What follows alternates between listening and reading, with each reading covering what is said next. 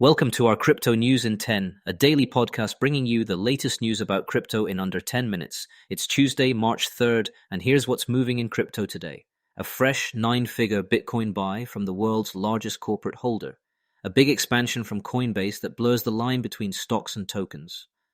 CME's derivatives footprint now spanning most of the crypto market. And 2 bank charter moves that show how quickly digital assets are being pulled inside the US banking perimeter. Quick market note to set the stage. Bitcoin is hovering in the upper $60,000 range after a bounce, with roughly $1 billion of recent inflows and resilience despite macro jitters. That sets a constructive tone for the week. Story 1. MicroStrategy. Shown as strategy on some tickers, just doubled down again. Barron's reports the company bought another 3015 Bitcoin for about $204 million at an average price near $67,700 per coin.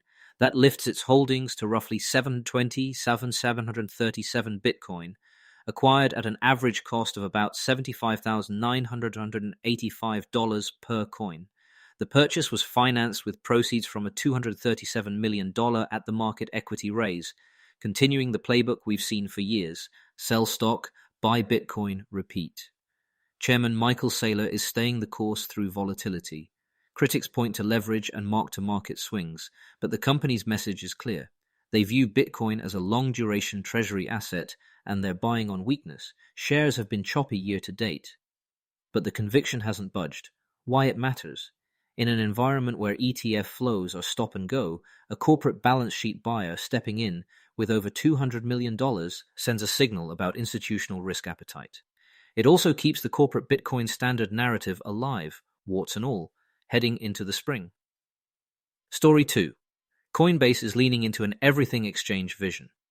Over the past week, Coinbase began rolling out commission-free stock and ETF trading for US customers, fractional shares from $1, and trading available 24 hours a day, Monday through Friday. The company says this is a step toward tokenized equities down the road, but for now, it's a traditional brokerage feature, living alongside crypto. Reports note the move boosted the stock, highlighting investor interest in a broader revenue mix that's less tied to crypto trading cycles. If you're a builder or trader, the strategic takeaway is bigger than equities access. Coinbase is stitching together a unified front end for assets, fiat, tokens, and now stocks, which is where the industry has long said we'd end up. There are a couple of wrinkles to watch. First, how fast do users adopt weekday, around-the-clock equity trading inside a historically crypto-first app? Second, how quickly can Coinbase tie this experience to on-chain rails on Base, their Layer 2 network, for things like payouts, collateral, or tokenized wrappers without tripping regulatory wires? The goal is clear, but the migration path matters. Story 3. CME's crypto complex now reaches more than 3/4 of the market's capitalization. After adding Cardano, Chainlink, and Stellar Futures in February, CME says its suite gives institutions listed market access to over 75% of crypto market cap. The firm also disclosed that average daily open interest across its crypto lineup was nearly $25 billion in 2025. Why this is a big deal? Listed futures are the on-ramp for many risk desks, risk models, and compliance programs. Expanding beyond Bitcoin and Ether into large-cap alts lets banks and asset managers express relative value views, hedge bases, and manage exposures with the same governance they use for commodities or foreign exchange.